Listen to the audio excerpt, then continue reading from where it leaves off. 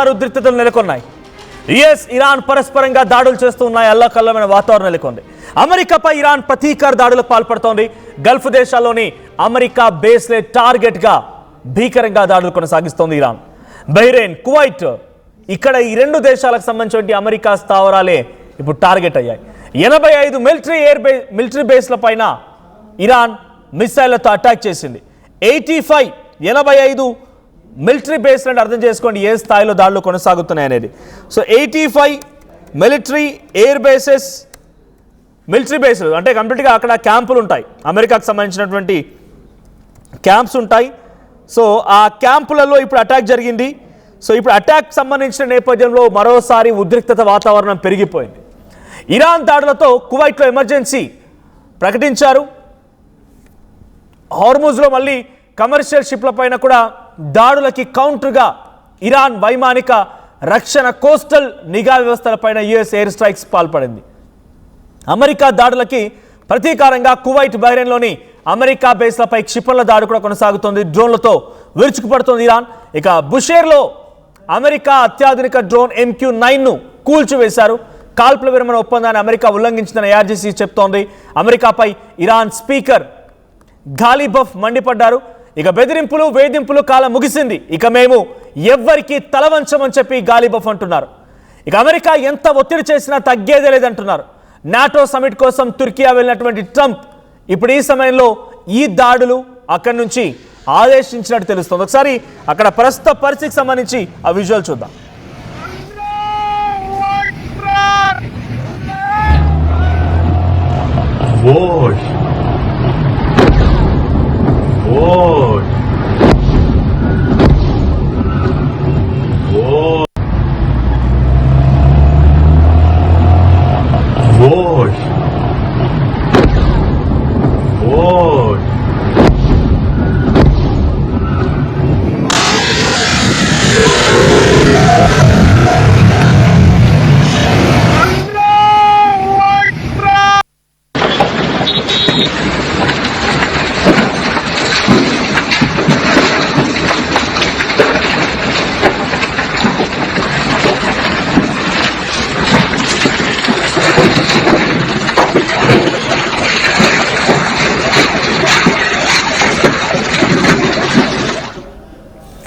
Right. So కువైట్లో emergency ప్రకటించారు. Bahrain and Kuwait రెండు దేశాలపైన ఇరాన్ చేస్తున్నటువంటి దాడికి కువైట్ మొత్తం ఎమర్జెన్సీ వాతావరణం నెలకొంది. ఒకసారి ఆ ట్వీట్ కూడా చూద్దాం. కువైట్ అఫీషియల్గా ఎమర్జెన్సీ ప్రకటించినటువంటి ఆ ట్వీట్కి సంబంధించి ఒకసారి ఆ ట్వీట్. ఎస్, ఇదే ఆ ట్వీట్. ఈ ట్వీట్లో ఎమర్జెన్సీ ఆ డేంజర్ సింబల్ చూడండి. The general staff of the Kuwaiti arm forces confirms that any explosion that may be heard are the result of air defence systems intercepting hostiles target. The public is urged to adhere to safety and security instructions issued by the relevant authorities. So Kuwait Air Defense are currently responding to the hostile missiles and drone threats. అటువైపు నుంచి వచ్చేటువంటి ఆ డ్రోన్స్ని పూర్తిగా కూడా మేము తిప్పికొడుతున్నాము. ఆ తిప్పికొట్టే క్రమంలోనే ఇప్పుడు మీకు బ్లాస్ట్ల శబ్దం వినిపించవచ్చు, భారీ ఆ నిప్పు రవ్వలు కూడా కనిపించవచ్చు. సో జాగ్రత్తగా ఉండండి, తక్షణమే సురక్షిత ప్రాంతాలకు వెళ్ళండి అనేది కువైట్ ఎయిర్ డిఫెన్సెస్ సంబంధించినటువంటి ఒక కీలక ప్రకటన ఇది. సో బహ్రెయిన్లో దాడులు జరుగుతున్న 85 మిలిటరీ క్యాంప్స్ అంటే అక్కడ సిచ్యువేషన్ ఏ స్థాయిలో ఉందో అర్థమవుతోంది. సో ఆ 85 మిలిటరీ క్యాంప్స్ పైన ప్రెసిడెంట్ ఇరాన్ దాడి చేస్తూ ఉంటే అమెరికా అధ్యక్షుడు డొనాల్డ్ ట్రంప్ కూడా తిరిగి ప్రతిస్పందన చేయమని కూడా ఆయన ప్రెసిడెంట్ టర్కీలో ఉన్నారు. టర్కీలో ఆయన ఒక నాటో మీటింగ్లో అటెండ్ అవుతున్నారు. సో ఆ నాటో మీటింగ్లో అటెండ్ అవుతూనే డొనాల్డ్ ట్రంప్ అక్కడి నుంచి ఆదేశాలు జారీ చేసినట్టు తెలుస్తోంది. సో ఇంకా సిచ్యువేషన్ మాత్రం రోజు రోజుకి ఎక్స్ట్రీమ్గా మారుతోంది.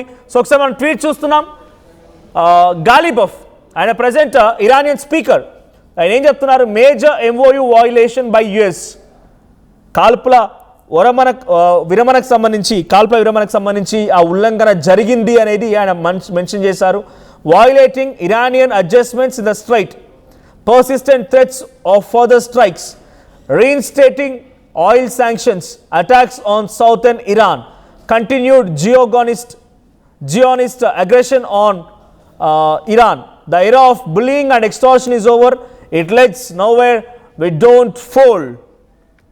So, present ఆయన చెప్తున్న మాట ఏంటి అని అంటే అక్కడ జరిగేటువంటి దాడి కంప్లీట్గా మమ్మల్ని భయపెట్టడానికి, మమ్మల్ని అనగదొక్కడానికి, కానీ దిస్ బుల్లింగ్, అనగదొక్కే ప్రయత్నం, ఎక్స్టార్షన్, మమ్మల్ని పూర్తిగా లూటీ చేసే ప్రయత్నం చేస్తే ఎట్టి పరిస్థితుల్లో ఊరుకునేదే లేదు అనేది ఆయన చెప్తున్న మాట.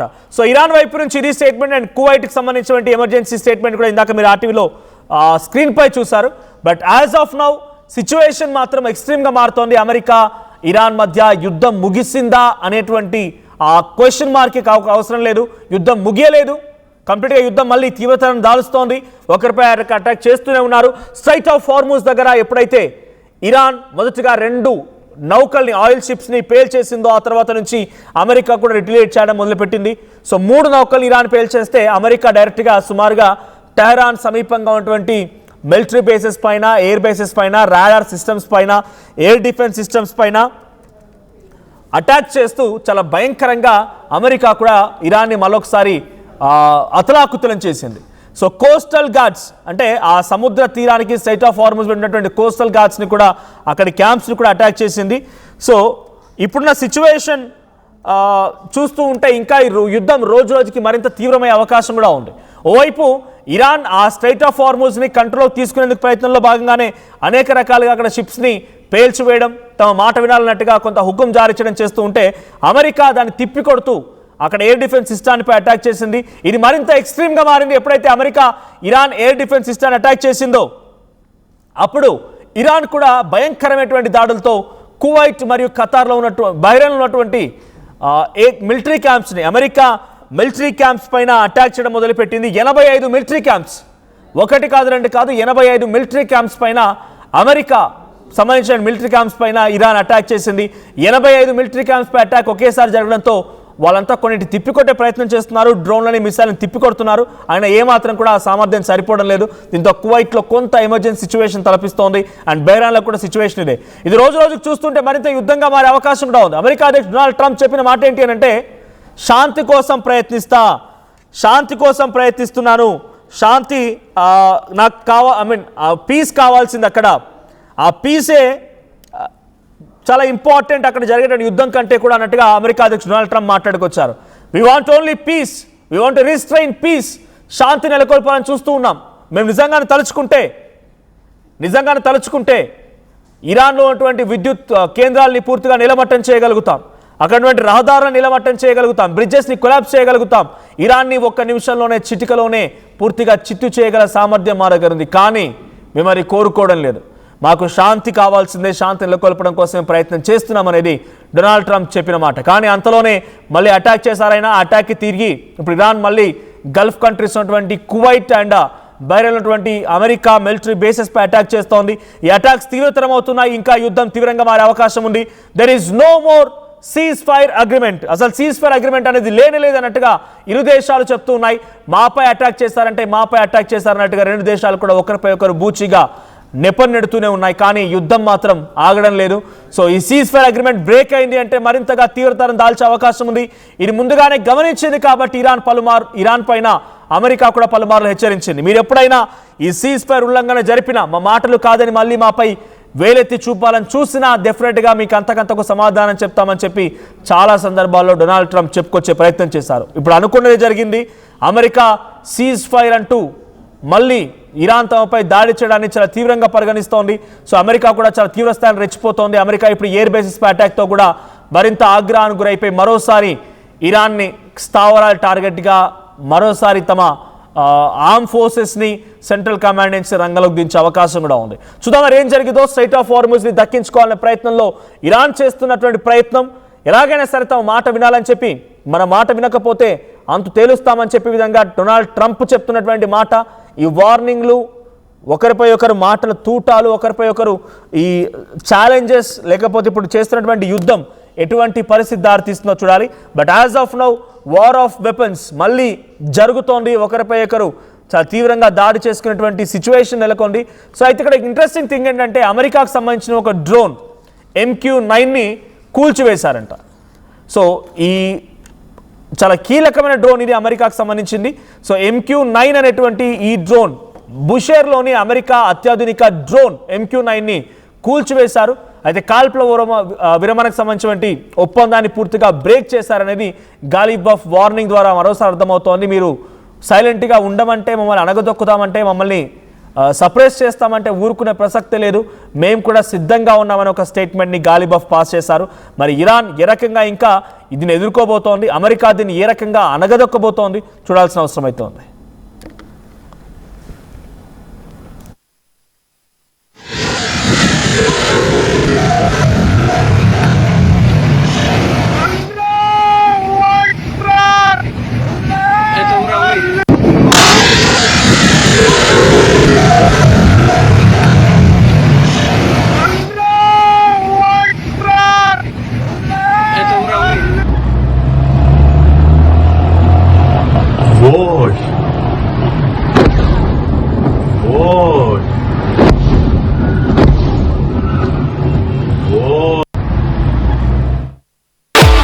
At KL Lake, you have the freedom to choose the subjects that fuel the engineering.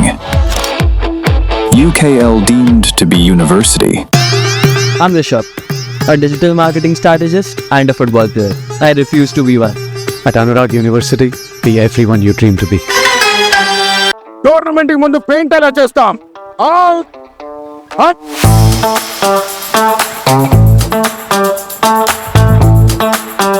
Plan అయితే చాలా బాగుంది. సార్, స్టేడియం పరిస్థితి చూడండి. టోర్నమెంట్ ముందు పెయింట్ ఎలా చేస్తాం? టెక్నో పెయింట్స్ ఉందిగా. Techno paints, township, dam, stadium లేదా మనీళ్ళు, పెయింట్స్ నుంచి పెయింటింగ్ వరకు పూర్తి సొల్యూషన్ కావాలంటే మేమున్నాం. కానీ సార్, టైంకి పూర్తవుతుందా? రోజుకు 23 లక్షల స్క్వేర్ ఫీట్ పెయింటింగ్ చేయగల సామర్థ్యం, 5,000 మంది స్కిల్డ్ లేబర్ టీమ్ మా వెంట ఉంది. 23 లక్షల? అవును, ప్రపంచ స్థాయి రంగులు, అద్భుతమైన షేడ్స్ తో భారతదేశపు అసలైన పెయింట్ మరియు పెయింటింగ్ శక్తిని మేమే. We are techno paints. Techno paints.